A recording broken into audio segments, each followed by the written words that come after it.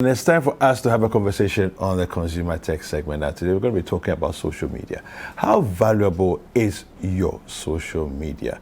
Now, the questions I have are basically, why does it even matter if you have a lot of followers or not many followers?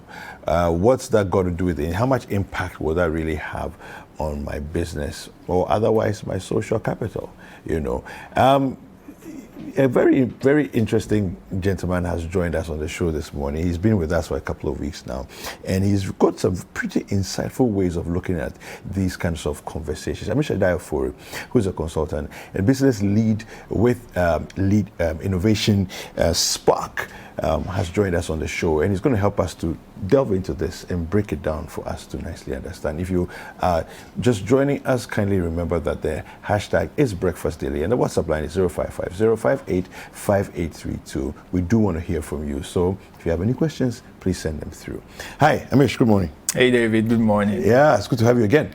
Likewise. Yeah, Likewise. And like I said, I mean, you have very insightful ways of looking at these conversations. So I'm really excited about this. Great. I want to see where we're going to go with this today. Fantastic. Yeah. So let me just tell you a quick background story. Okay. Right?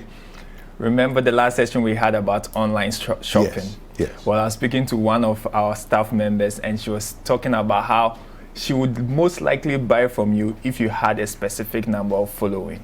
Oh. That means that if you're a new shop, you are now starting, you're trying to get your first buy. People will be more reluctant. Exactly. Oh, wow. And that struck an interesting question. Just like you asked, does it really matter how many people are following me? So that's the conversation I want us to have this morning. Okay. Let's get into it. Let's just, first of all, look at the current age of social media that we have. Okay. I personally, David, don't think that we all have to be on social media. Okay. I mean, with all the mind clutter that it provides, too busy to handle social media, doesn't really matter. So I'd like us to take a look at it from an individual's perspective and a business person's perspective. Okay. All right. Okay.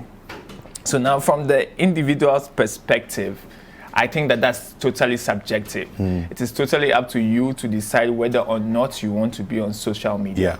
But if you decide to be on social media, I think that a good question to ask is, why am I on social media? Okay. And it might vary for different people. But for you, you want to find out, why am I on social media and is it necessary to engage? Okay. But for a business person, I think that the why is a definite question to ask, because you should be on social media. Okay. With everything that's currently happening, being on social media sort of gives you a presence, an ability for people to easily reach you. And that's the conversation that we should have. Okay. So when we look at how valuable your social media is, we want to look at the capital, right, that your social media sort of holds. And by that, I mean, you mentioned your social capital. Yeah. That's the weight of your presence online. Do people value your opinions? And when you say that you are supporting a brand, how likely is it that people will say, oh, if David is supporting this brand, I should go for this brand, right? So I'm going to use one of the entrepreneurs that I'm currently coaching. Her name is Flow Care Beauty. Okay. So we just go through her different social media channels and see what she's doing and how that has been able to influence her business as a person. Okay. So she's not having a lot of followers, right? On Instagram, she's having about 1,500 followers, which is decent for a startup. On Facebook, she's having about 2,500, and then she has her WhatsApp for business as well. Okay. But guess what? She's making over 80% in revenue from these social platforms. Wow. And she's making well over 20,000 in sales. Oh, wow. With this limited social media following. Oh, okay. Right? So then the question is, how is she leveraging these numbers? Yeah, because you don't have a lot of numbers. You don't. But you are making a decent income. Exactly. Exactly. Interesting. So we've looked at the why. For you as an individual, it's totally subjective. You answer that question for yourself. But for you as a business, we are saying that you can leverage the social capital involved. Right? So now that we've asked the why, let's go to the how. Okay. Now, how do you use as little as 1,500 users on Instagram to make a lot of money? I think that the first thing we take a look at is you should pay attention to what kind of content that you want to be sharing on the different platforms. Yeah. Okay. So now we know all the different platforms out there. We currently have Instagram, which is a favorite for shops that have to show a lot of their products.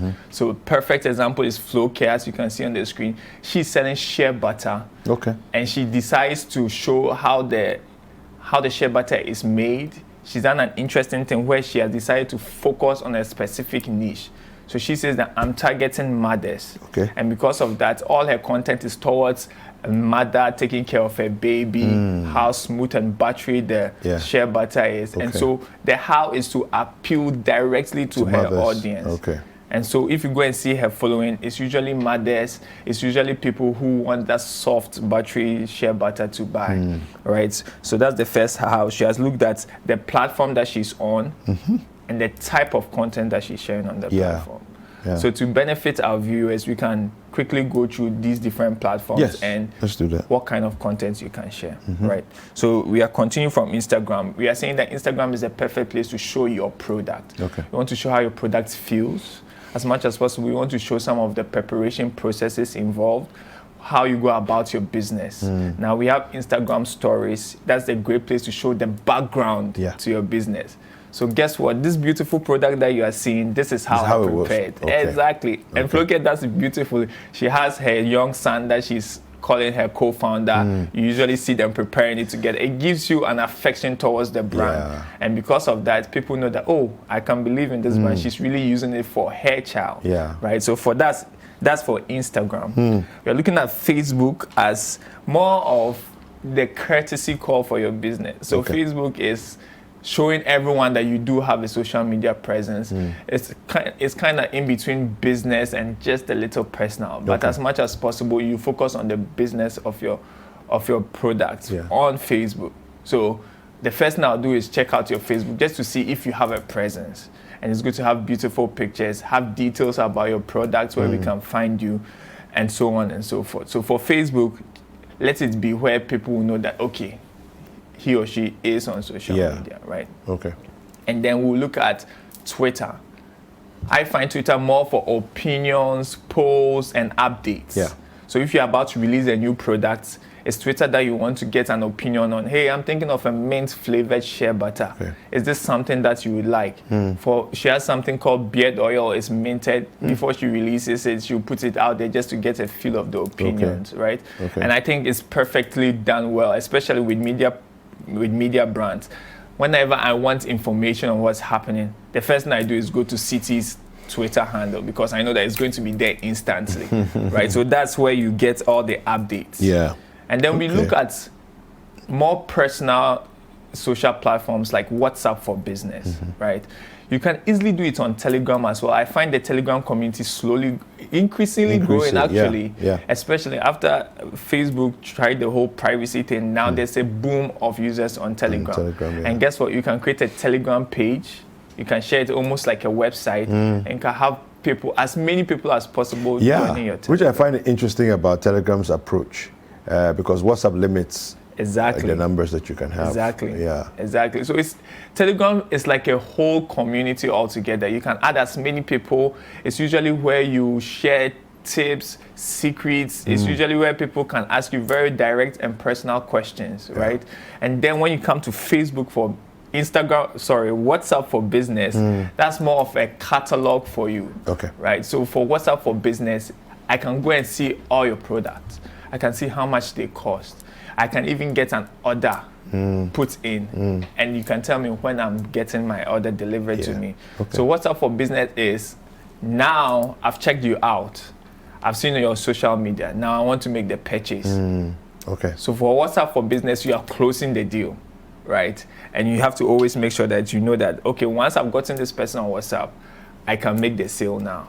Okay. So we have looked at why, we have looked at how, and now let's look at where, what, and when. Okay. So for where, it's what we have just talked about. Which social platform have you decided to focus on? I always say that you don't necessarily have to go on all the social media platforms. Okay. Choose your forte. Okay. So for what would influence your choice? Perfect. Perfect. So that's the what and when, right? Okay. So if you are dealing with a very visual brand, I would recommend a platform that allows you to share lots of pictures. Okay. And that's the default for that platform. Okay. So we even have some niche ones like Pinterest where mothers share all these handcrafted things because they know that this is where the audience is. Yeah. So if you're a business that focuses on products, I would suggest Instagram. Do a lot of Instagram there because it helps people to have the interaction. Yeah. If you're a business that deals with services and maybe information, you want to do a lot of Twitter, right? Because you are giving updates. So there's even a TV series that's currently ongoing, and every week the actress will always share snippets of what happened, constantly giving updates. And it's always making me feel like, oh, I'm in the know. I would definitely like to watch this, you see. So for Twitter, you want to be giving updates. Okay, so you finished with your last point, and then I have a question on this particular one. Okay, perfect. So for Twitter, you want to be giving updates, and like I said, for Facebook, it's your official presence. People might come there to complain. You should be ready to endure that. So think of it as customer service. For Facebook, you also want to be giving your official announcements. So think of banners. Hey, we are about to do this, etc. And then let's not forget LinkedIn as a professional. Yes. For LinkedIn, you are thinking of more very professional interactions. So if you have a CSR that your company does, if you have some form of infographics, some form of knowledge in a specific field that you want to share, an op-ed, an opinion, editorial, you want to be putting that on LinkedIn. On LinkedIn. So go ahead with your question. Okay. So when you look at a space like Facebook, that you say, Twitter, sorry, that you say more for opinions, and you have a promotion like services, and you have a promotion coming up, or you want to give people information and all that. A service space like photography, which I have been in for 13 years. What would you advise for Instagram, so people see your images, or Twitter, because it's a service? Perfect, David. I'm going to tell you two photography people I follow, both on Instagram and Twitter. Now, what this person does is that he shares the most shocking pictures on Twitter, and it causes a reaction. So more people retweet it and they talk about it. So again, there's still the opinion factor. So people will be saying, wow, this photographer has his own angles. He captures the most amazing things. So he's getting a lot of following on Twitter.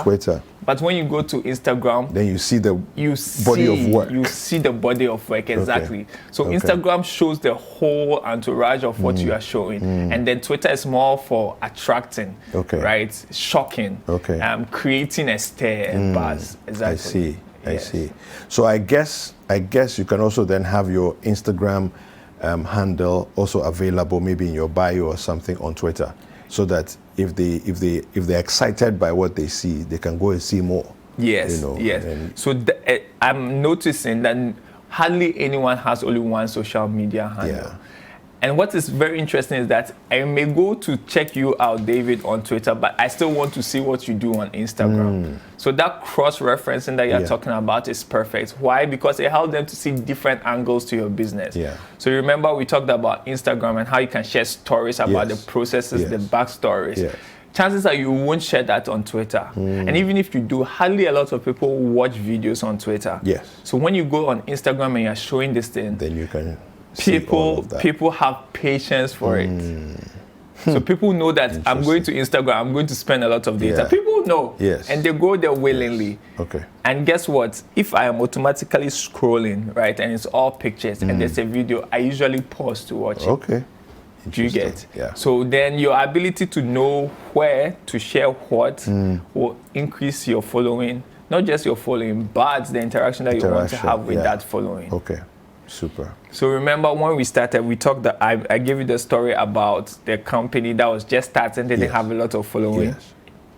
How can they now get people to buy even though they have limited following? I think that the first one is credibility. And that's what the person mentioned. Even though you don't have a lot of followers, how credible is your brand? Okay. If followers doesn't give you the stamp of credibility, what else can I do to know that you are credible?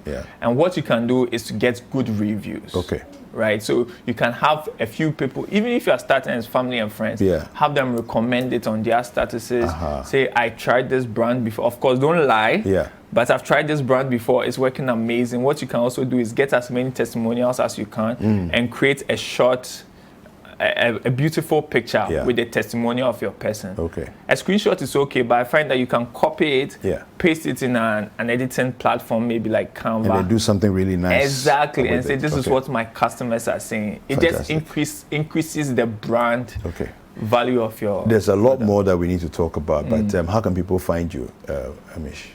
As always, you can follow me on all my socials, especially on Twitter. I am Amish_Ofori. Same on Instagram and Facebook as well. And my website is theinnovationspark.com. Okay. Fantastic. Thank you very much, Amish Ofori. He is the business development lead for Innovation Spark, and he's been helping us to understand your numbers are important, but even if you don't have numbers, interaction and credibility is everything.